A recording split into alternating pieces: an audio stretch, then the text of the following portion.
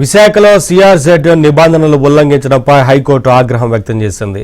నిబంధనలు అతిక్రమించి నిర్మాణాలు జరపడంపై సీరియస్ అయింది.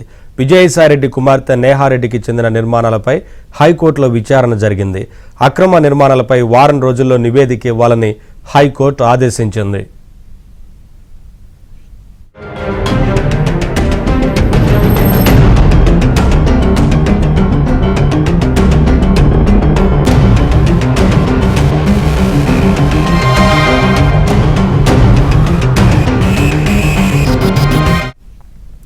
విశాఖలో సిఆర్జెడ్ నిబంధనలు ఉల్లంఘించడంపై హైకోర్టు ఆగ్రహం వ్యక్తం చేసింది. నిబంధనలు అతిక్రమించి నిర్మాణాలు జరపడంపై సీరియస్ అయింది.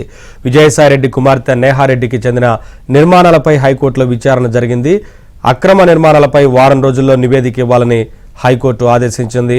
ఇదే అంశానికి సంబంధించి మరింత సమాచారం ఐఏపీ బ్యూరో చీఫ్ రామారావు అందిస్తారు. రామారావు.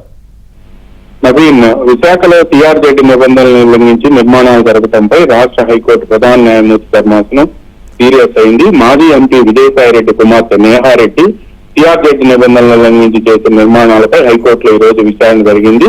జనసేన కార్పొరేటర్ పీతల మూర్తి యాదవ్ వేసిన పిటిషన్ పై విచారణ సందర్భంగా హైకోర్టు ధర్మాసనం తీవ్ర వ్యాఖ్యలు చేయటమే కాకుండా అధికారులపై కూడా ఆగ్రహం ప్రదర్శించింది. అయితే ఈ నేహారెడ్డి సిఆర్జెడ్ నిబంధనలు ఉల్లంఘించి ఆ ప్రాంతంలో నిర్మాణాలు చేస్తున్నారు అని చెప్పి గతంలో పీతల మూర్తి యాదవ్ పిటిషన్ వేశారు.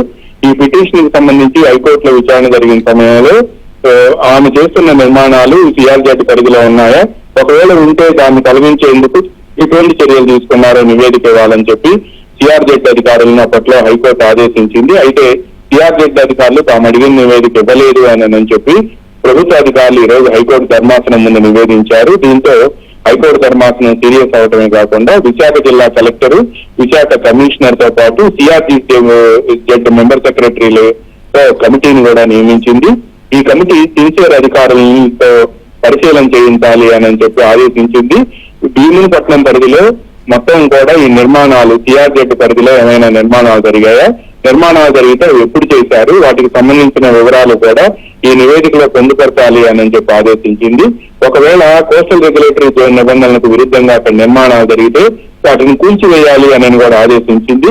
వారం రోజుల్లో నివేదిక రూపొందించకపోతే కమిటీ ఏదైతే తాము నియమించామో ఆ కమిటీలో ఉన్న అధికారులు, జిల్లా కలెక్టర్ కానీ, commissioner and CRZ member secretary ముగ్గురు కూడా హైకోర్టు ముందు హాజరు కావాల్సి వస్తుంది అని చెప్పి కూడా ప్రధాన న్యాయమూర్తి ధర్మాసనం హెచ్చరించింది.